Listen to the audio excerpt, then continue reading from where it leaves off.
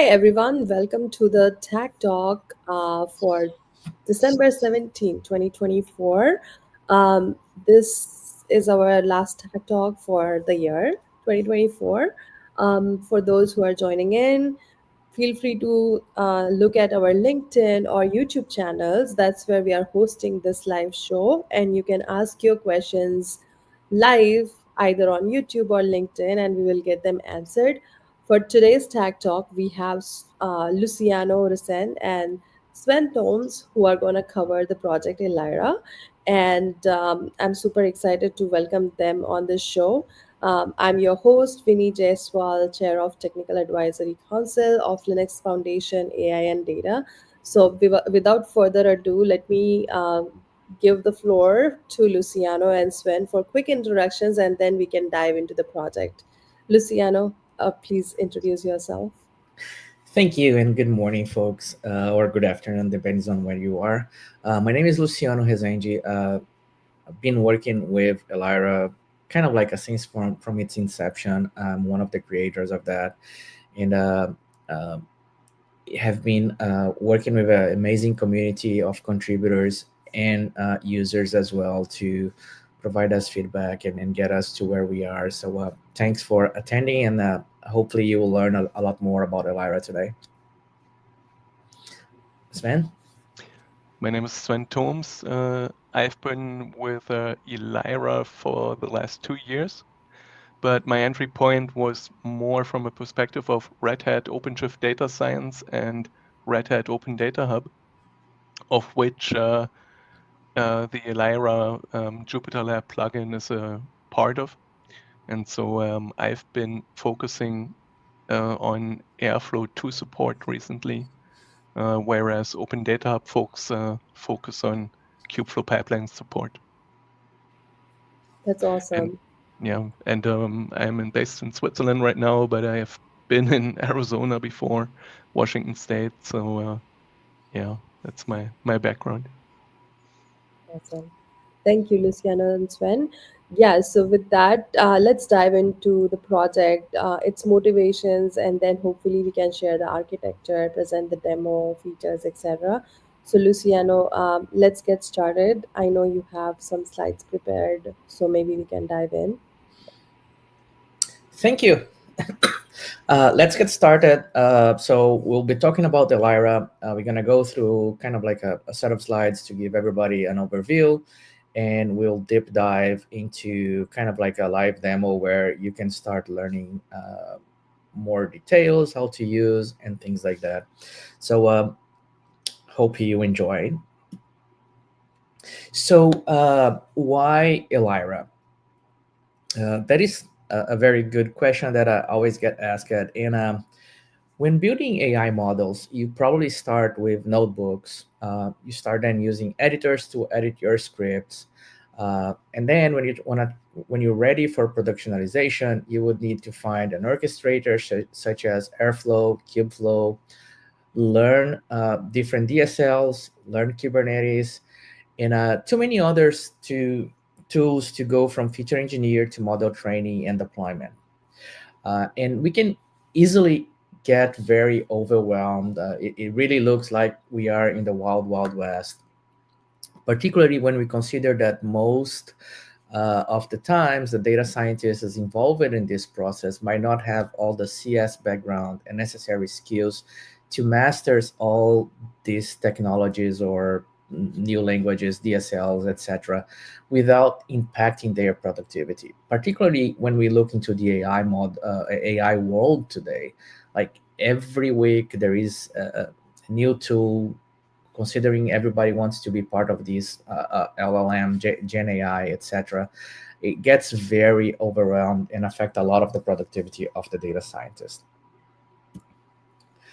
So that is why one of the reasons that motivated us to get Elyra, and it's really to get into kind of like how do we simplify, how do we streamline the day-to-day workflow for building AI models, and how do we improve productivity of the data scientist. But it's not only that. Like particularly when we start working with big data, these Gen AI, large language models. It's very hard to fit those into kind of like your laptop. You really need to get access to more resources, maybe burst into different cloud providers.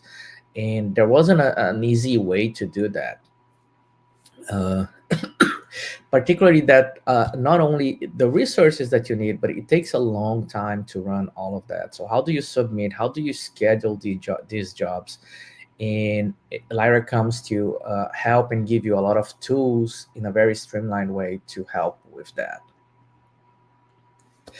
Um, I also help a lot of the data scientists on very large and complex workloads. And one of the questions that I really get asked is how to start breaking these tasks apart, particularly when there are specific tasks that are very expensive to run. Uh, Data preparation and feature engineer is a concrete example. You may take a little while to do that, but once the data is prepared, analytics then can run multiple times on the same data.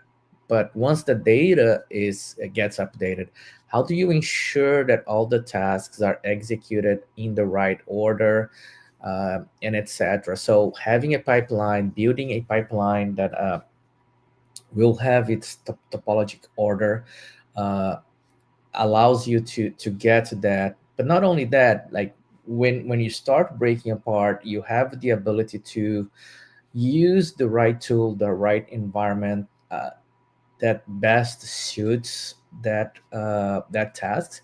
So you might be using for data preparation and feature engineer, you might be using pandas, but for the model training, you might have a much better support if you're using TensorFlow or PyTorch. And with these, you can start mixing and match. You have environment isolation. You can have a different environment for different tasks, and you can configure those. And we'll see in the live demo how does that play a part. But it's very easy to accomplish that when you're starting to build your data pipelines, or your AI pipelines with Elyra. So that allows you to really go from decomposing and being able then to schedule and run your pipelines very easily with your choice of where you want to run. As Ben was mentioning, you can go and run on Airflow, you can go and run on Kubeflow, you can test in local mode, etc. And why we have chosen to use or to build this on top of Jupyter Lab. Um, Jupyter ecosystem is the de facto standard tool in data science and AI community, and we can validate this assumption by looking into kind of like the survey that we quote here. I think the survey is a little bit old, a few years ago, but it really haven't changed much in terms of adoption in the overall community. We can see Jupyter Lab as really kind of like the number one in terms of usage for building interactive applications, building data science, building AI. And when we look into kind of like who is second, and Visual Studio Code is there, and I believe that is mostly because a lot of like the data engineer or system engineers that already use the IDE for building their overall applications, then try to use that for data science, or some of the other tasks as well. So and that is the motivation, and we have been very successful and very proud to be part of the ecosystem and helping Jupyter kind of like be more AI friendly, and help on the AI life cycle, model life cycle. Uh, but I've talked a lot about it, Elyra, and I'm pretty sure we still have this question of like, what is Elyra? So let's start uh, diving in on Elyra. Elyra, in a very summary, high level summary, is a set of like AI centric extensions to Jupyter Lab. It aims to help the data scientists, machine learning engineers, AI developers through the model lifecycle complexities. People also ask me, what does the name Elyra means? And really what we did is we were trying to find one of the moons from Jupiter. And the same way like Jupiter has the wordplay, like it uses the Y kind of like as a typo there to signify Python. We did the same with Elyra. So the moon, the Jupiter moon, is called Elyra, and we put the Y there, so it's Elyra, and that's how the name originated. So just a little bit of like history on how that come to be. And you can see a lot of like the different extensions that we bring, and we're gonna go into the next few slides and go over one by one of those. uh, at a high level in terms of like components, um, Elyra really builds on open source. We are proud to be open source and contributing on that, kind of like all in the open. um, Elyra starts bringing pipelines, which is one of the most popular tools that we bring. We also, it's not only that, we bring a lot more. The notion of like a hybrid runtime, being able to execute things locally and remote, gives us a lot of like flexibility. We have Python, R, and recently also Scala script execution, so you can edit your scripts and you can execute those as well. uh, we integrated with LSP to give you a lot of like IDE type of functionality, like refactoring, linting, and a lot of like different capabilities there.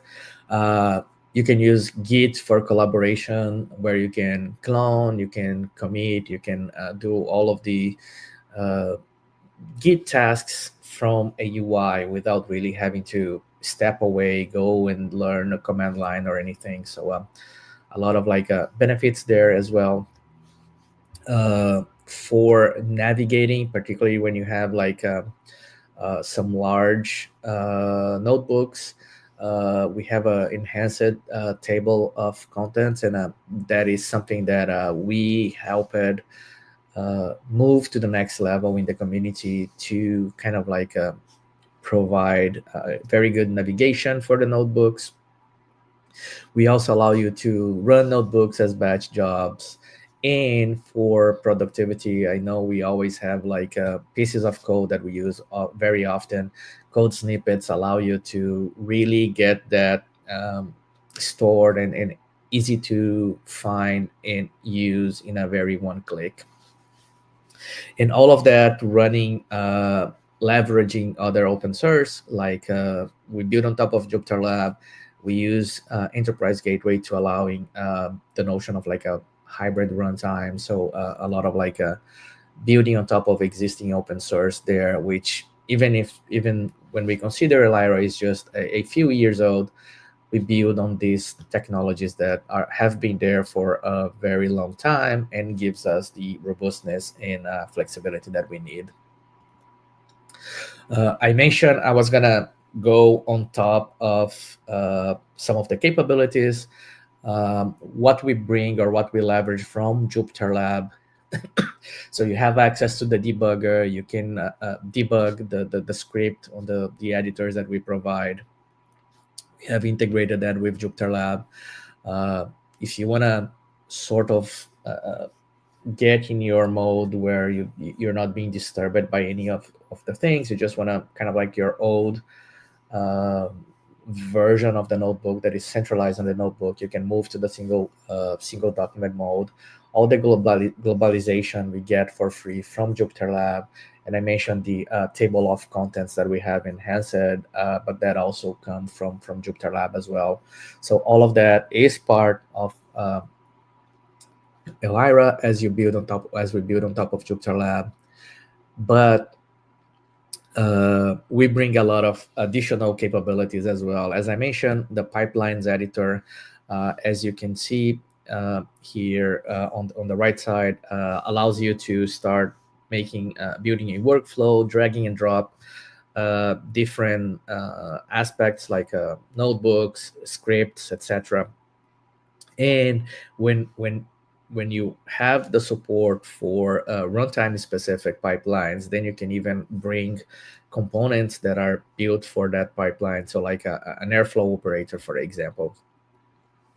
And once you have your pipeline, we can generate and execute that pipeline in the different runtimes without any interaction or intervention from the data scientist. So that really means no need for you to go and learn a new DSL, or learn a new uh, runtime, etc. We basically will do all the DevOps tasks, all the internal things of generating the DAG and executing the run automatically for you. I mentioned about the notebook as bad job, and then that basically allows you to auto generate a pipeline as a one node, so gives you the same capabilities, but it's more in the sense of like a one notebook. If you know that, oh, this is going to take a couple of hours to process all the data or to run a specific model tasks, you can do that in the context of like one notebook as well. Python, Scala, and R script editors with debug integration, and all of the nice things that you have when that language supports. The enhanced code editor with LSP, bringing a lot of like the IDE things such as hover and navigation, code linting, refactoring, etc. Code snippets, and Git for collaboration. All of that are the things that we are bringing on top of the Jupyter Lab ecosystem. With Elyra 3.x, which is a little while now, and we are really close to now come with the 4.x Elyra, which is going to be our future release. We brought you like enhanced pipeline editors with the runtime specific pipelines, um, which allows you to start bringing the runtime specific components. You can see here where, like in this case, we are using Kubeflow components, and that allows you to start really taking Elyra to the next level, because you start customizing. If in your environment or in your company or in your institution you have tasks that are complex and you want to automate that as part of like a component that runs on your runtime, you now can start to do that. You then deploy that on Elyra, and you start making that as part of your pipeline in a very seamless way for the end user and the data scientist. With that, it's a very high level introduction. Let me give back to Svein, and he's going to talk a little bit about some of the recent updates, some of the work that he's been doing on bringing up the new runtimes. With that, let me stop here for a second. And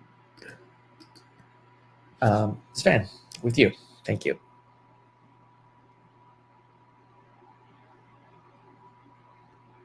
Sven, you are on mute.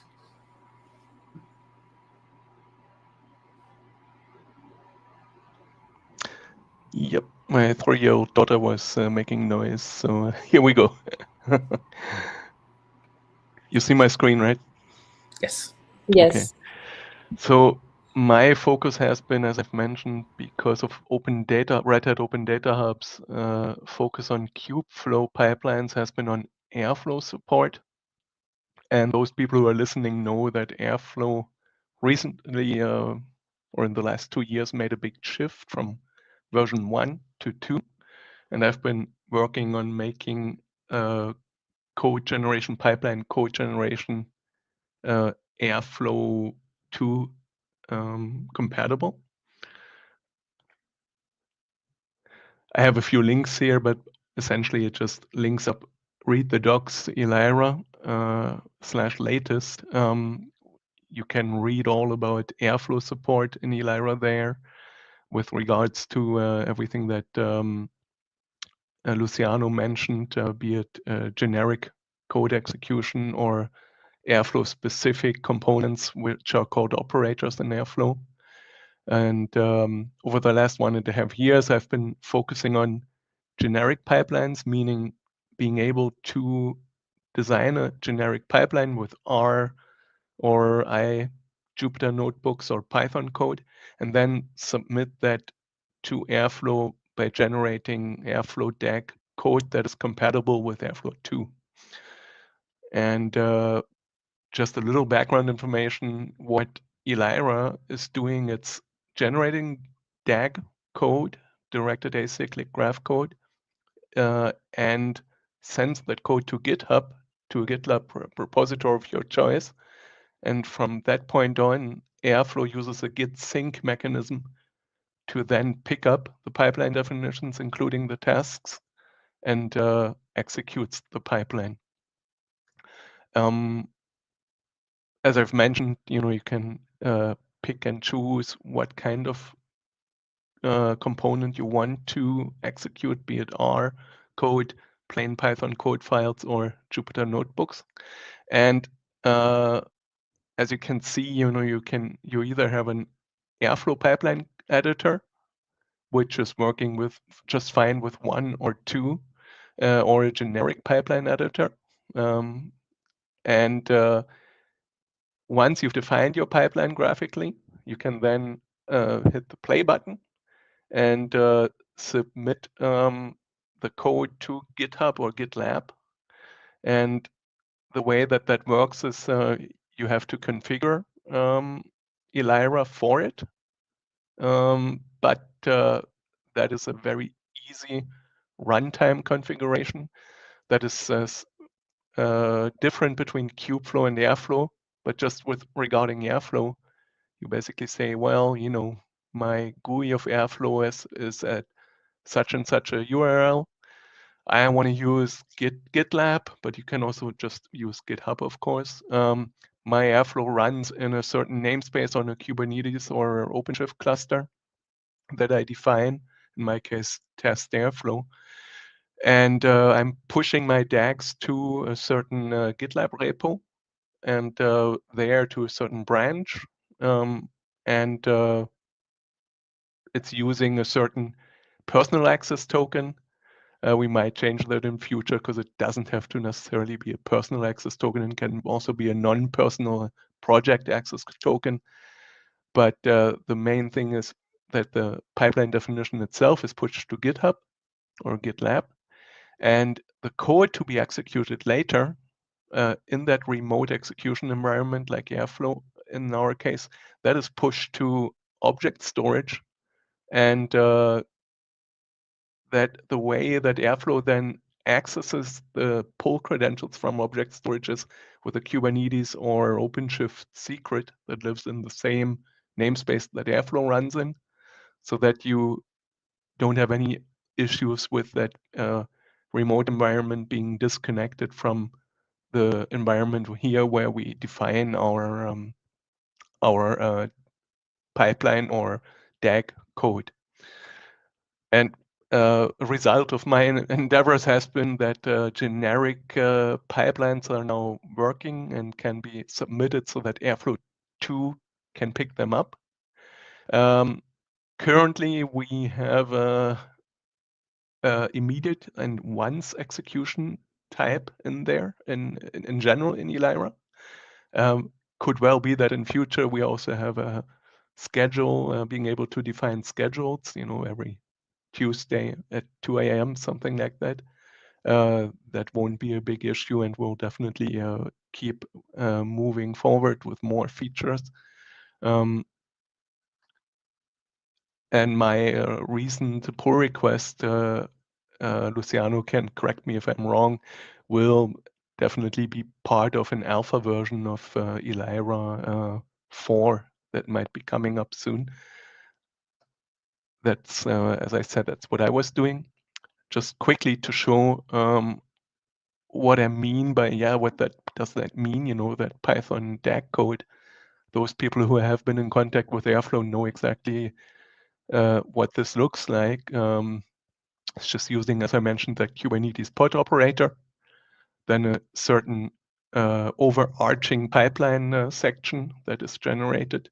And then every single task in the pipeline is run with a Kubernetes pod operator with a certain image that has all the necessary libraries needed to execute the code. And the code itself is then downloaded and run from a S3 repository that is somewhere here in the arguments. Can't find it right now. But essentially, the idea behind that being is that you don't need to have a task that then gives you code to execute. It's basically each code that you want to execute at a certain task in Airflow lives in S3 compatible storage. Doesn't matter which kind of S3 storage, as long as it's S3 compatible. And of course, you've got all sorts of other options here, like custom volumes, custom proxy and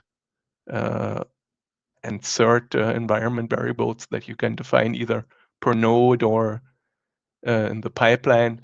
But as I said, the important thing being Elyra is on its way to support DAG pipeline code generation that has absolutely no problem with Airflow 2.8.2 going forward up to 2.10, whatever is current at the moment. And with that, I hand it back to Luciano. Thank you, Sven. Let me go back to my screen here in a.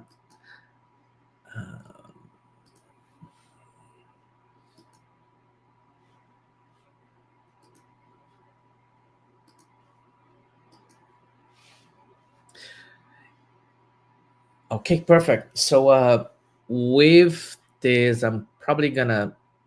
we are probably done with the slides part, and let's kind of like start deep diving on Elyra. I think just adding to what this man was saying in terms of like a recent updates, I think he's been doing a great job helping us with Airflow 2. The other part that we were waiting for a long time, sorry for that. The other thing that we were waiting for a long time was the support for JupyterLab 4. The good thing is over the weekend I started merging some of these PRs, and if we look here, all the demo and everything that I'm going to be doing today, it's already running on JupyterLab 4. So let's see how it goes. Hopefully everything still works well, but like we finally get that. I think that was one of the blockers for us to start getting the Elyra 4.x release available. So we should start seeing an alpha or beta coming out very, very soon, maybe hopefully before the end of the year. But just kind of like giving you a little bit more perspective from the slides. If you are used to JupyterLab, know the interface, when you deploy Elyra, you're not going to see a lot of differences. It's basically the same interface that you're used to. We just start adding additional capabilities on top of JupyterLab. So if you just come, you just want to do all your notebooks, everything is really the same UI and everything that you need, but you now can start composing and building your pipelines, for example. And how do we do that? Like you have a generic pipeline editor, you click that, you start dragging and drop different Python scripts or notebooks, etc. Then for each of those, you can have node properties, and node properties is where you define things like, oh, what is the runtime that I want to use? I want to use Anaconda because I'm just gonna do some sort of like a Python and that's it, or 20 pandas, PyTorch, TensorFlow, and you name it. That allows you to, because you're gonna execute that in the context of like Airflow or Kubeflow, where you have isolations for the tasks. You can build the environment.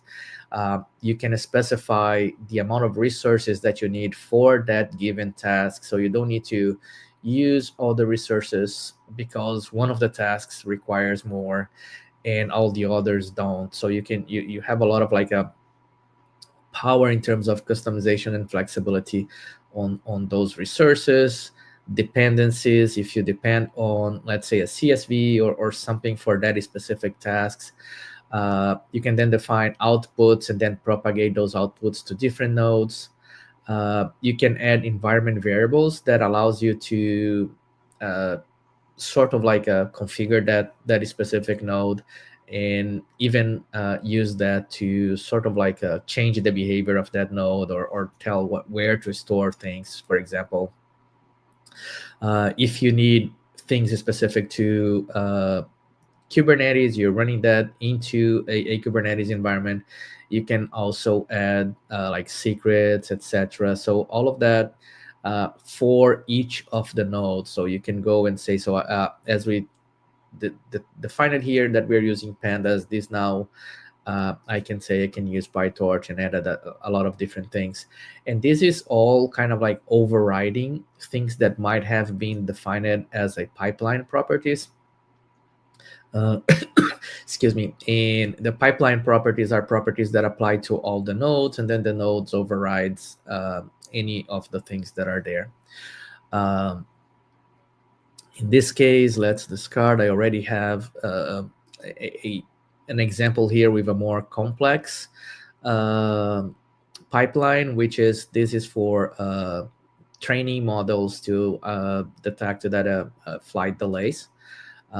And you can navigate by double clicking. You can see kind of like the notebooks, and this is more kind of like a real life that uh, we got built on top of Elyra, and we can see all the real way of like configuring some of these nodes.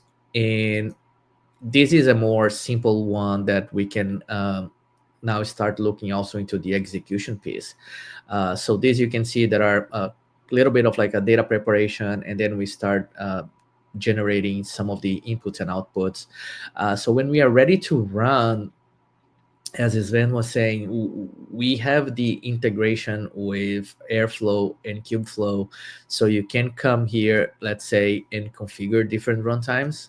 And that is the example that Sven showed us. He was showing you an Airflow. I'm kind of like giving you the different perspective, which is Kubeflow.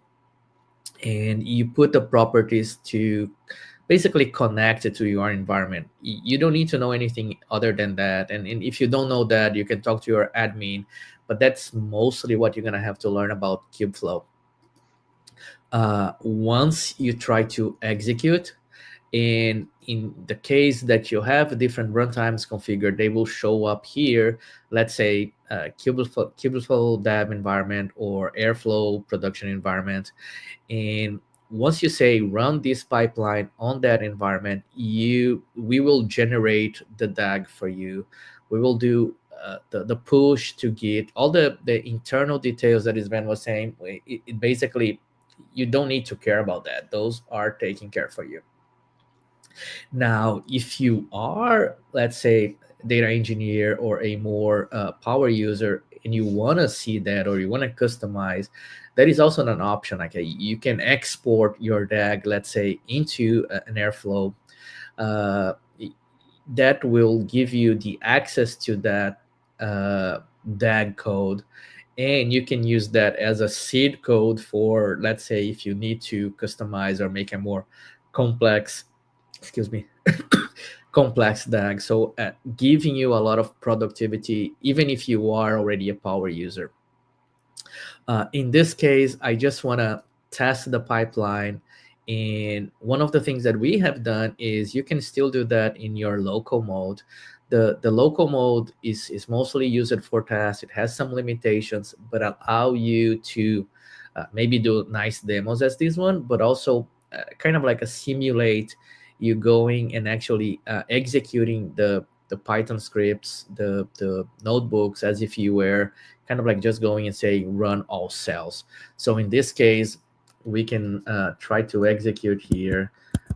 If we go to my console, you can kind of like see all the notebooks being executed, and you will get the notification when it's been executed. And then in my case, it created kind of like a lot of the outputs that I'm looking here. uh, I think this is the EML that I was mentioning. This is the thing in terms of like Kubeflow. This is the YAML that is sent to Kubeflow to get executed. So it's also a way for you to get started, but also for you to see like what you're getting out of it. You don't have to deal of generating this YAML or doing anything like that. The same thing if you were exporting from Airflow, you will see the DAG, which is a little bit more readable, but still it's a lot of complexity that you don't need to be exposed to. And a lot of the other capabilities that I was mentioning, like the GitHub integration, you can see here, you can go and check diffs, what has been modified, for example, in different notebooks or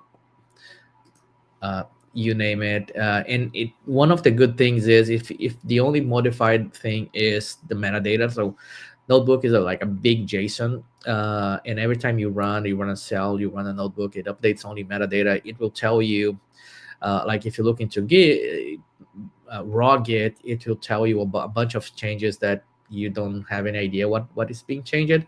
But from within here, we do the diff of the notebooks, which doesn't consider the metadata. So it's really, did any meaningful change in terms of contents happen, and then that's why we don't see anything there, but we see that it got changed here. You can then commit, pull, push, etc. uh, the the navigation when we are on notebooks, and I can go maybe to the flight delays. Um, and once you have the headlines, you can see that navigation then becomes very easy, very intuitive. And recent with Jupyter Lab 4, I believe, even when you start executing, you start seeing kind of like the the processing, kind of like this is the cell that is being executed for the amount of time that is being executed there. As I mentioned, also code snippets. So if you creating something and you have codes, let's say you're trying to connect to a database, or you're trying to start your Spark session, very easy. You can just kind of like a drag and drop and start using that. So all of that very gets you to find it very quickly, but also to start using that very quickly. Um, and that gives a kind of like a very high level overview on how you can start using. Oh, maybe let me go miss one of the areas, which is uh, something new that we introduced it as well, is the ability of like support for scripts in vanilla Jupyter Lab. You can open a script and you can edit those are text. um, with Elyra, we enhanced the editors. We created specific editors that allows you not only to edit those files, but to execute those as well. So you can specify, okay, I wanted to, so this is a Python file. So the context that I wanted to execute is a Python kernel. Let's see if this is working. Um, and when you execute, you see the outputs. We are actually executing all of this code. Um, in the context of like a kernel of a one cell notebook. You can debug this as well. You can see the output here, but that allows you to uh, something we needed to add support for running the pipelines in the local mode. So that brings kind of like the end-to-end scenario available as part of Elyra. Let me go back to my slides, and I think at the end we will have a little bit more time for additional questions. Uh, Again, so just circling back, Elyra is open source. We are part of the Linux Foundation Data and AI. Join the community. Start by using Elyra. Contribute with questions, enhancements to the documentation. All of the feedback, all of the uh, questions and help and everything help us bring Elyra to the next level and make it easier for overall users, data scientists, and the community to not only use but come and help and contribute to the project. If you are not sure where to get started in terms of contributions, we have help wanted issues we mark like a good as first use. So help wanted are things that we are actually looking for help. Good first issues are things that we know needs to be done. It's easy enough for folks that are getting started and can get you that kind of like a first open source contribution or kind of that.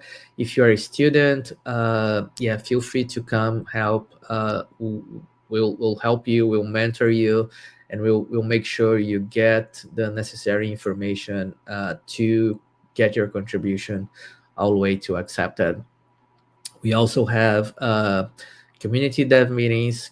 I believe with the holidays, I'm not sure the schedule, but we were doing like monthly community meetings. But check into our community page and you will see all the details there. We also, Sven was mentioning, scheduling, support for Airflow, all of the different that there is support for Kubeflow 2.0 as well. Those are all nice items to help contribute into different areas. And if you are just looking to get started, GitHub repository, our documentations page, um, some of the discussions that happened. We have a lot of like resources that got published, articles, and you name it. And also start the project, fork the project on GitHub, and get started, and ask us for any help as needed.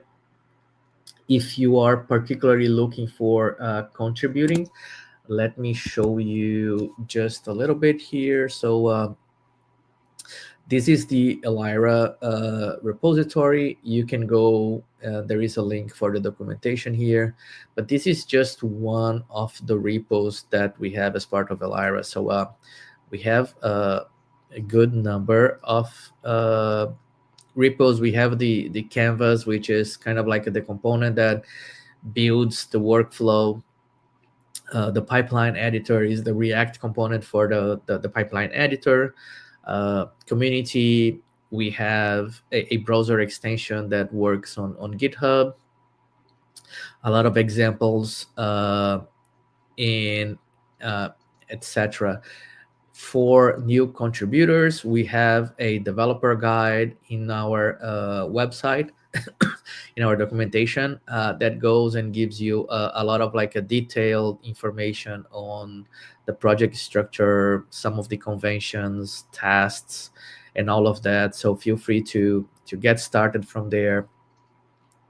And for issues and other things, feel free to come here. You can go and look into some of the labels to get help wanted and other things. So you can search for that. So when you look into this, so you will see like all the market ones, and then you can start with those or start with good first use to get started and contribute to the community. Um, I think with that, we are done and we can open for questions or any additional things that Sven or Vinny might have. So hmm Yeah, I thank just you. have one small note about read the docs. Um, the Luciano said, it's got slash stable in it, right? If you want to get the very latest in terms of documentation from the main branch, you can also do slash latest, That is a which is basically bleeding edge, not release related. Anything that's reflected in the documentation of the main branch is in slash latest at read the docs. Yeah. that is a good that's a good catch, Sven. Yeah, it's with a lot of the changes without the release, it will you will see a little bit of difference with the recent updates that we did. Yeah. Yeah, that's awesome. Thank you so much, Luciano. I had few questions, but you covered all of it in the community, so pretty much you covered entire thing. I also pasted the link to the GitHub in the chat for those who want to contribute or get started. All the resources are there. Again, it's a LFAI and data project now, and uh, uh, you know it's a great project. A lot of people are working on it, so feel free to join the community. With that, Luciano, are there any other communication channels that community needs, like Discord or anything like that? um, we have we have a Slack that people can go and reach us if they need to chat or something. uh, Usually we also encourage a lot of the questions or more technical discussions to happen on GitHub, mostly because that then can be kind of like a the next person that have something similar can easily discover and learn from that. But you can if folks just want to chat with us and have a quick conversation, Slack is also available, and we have the details to get connected to Slack on the community page. Sounds great. Yeah, that works. So I think we covered pretty much everything about the project. You covered the roadmap as well. Anything else that Sven or Luciano you would like to add as a closing thought? I think it's really been a pleasure to work with the community and get Elyra where it is today. I think we encourage folks that have different scenarios or requirements to come talk to us. We also kind of like know a lot of the new requirements or scenarios for Gen AI and things like that are coming very quick into the the world. So like just come chat with us if you have different runtimes. Like we encourage you to come in, also look into integrating with Elyra. That is something that we always looking for. And yeah, just come and talk to us and be part of the community, and let's move Elyra to the next level. Awesome. Well, that sounds good. We are already a little over, so thank you for sticking around. And again, if you missed the live show, you can always watch the recording on our LinkedIn and YouTube channel. Our tag talks happen on Tuesdays bi weekly. And our next one is in January 2025. So, looking forward to that. With that, this was amazing session. Thank you, Luciano and Sven, for bringing your project, discussing about it, and sharing resources for the community to get started. So thank you. And for those who are joining in, we have resources shared on the comments below. So definitely reach out if you have questions. The community is there to answer any of your questions and support you. So, yeah, we will see you next year, I guess. Thank you all for joining. Thank you. Thank Thank you. you. Bye bye. Bye. Bye.